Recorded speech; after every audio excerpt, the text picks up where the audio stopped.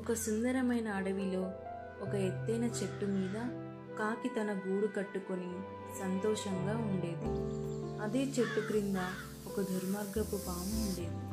అది ఎప్పుడూ గూడు వైపే కన్ను వేసేది.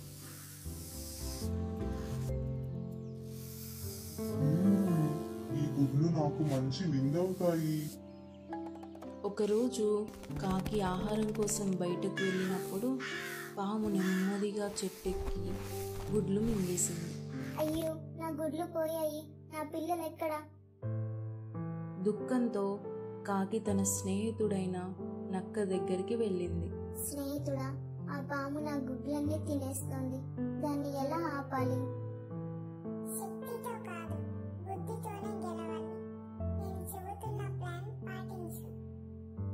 మరుసటి రోజు రాణి నది దగ్గర స్నానం చేస్తూ తన బంగారు గొలుసును పక్కన పెట్టింది. కాకి ఆ గొలుసును తన చెట్టు దగ్గరికి తీసుకువచ్చి పాము బిలంలో పడేసింది. రాణి సైనికులు కాకి వెంటపడ్డారు. ఆ బంగారు గొలుసు కోసం సైనికులు బిలం తవ్వగా పాము బయటికి వచ్చింది. వారు వెంటనే దాన్ని చంపేశారు. కొన్ని రోజులు గడిచాక కాకి కొత్త గుడ్లు పెట్టింది. ఈసారి తన పిల్లలు సురక్షితంగా పెరిగాయి. ఇప్పుడు నా పిల్లలకు ఎలాంటి ప్రమాదమూ లేదు. నీతి: శక్తి కన్నా బుద్ధి గొప్పది.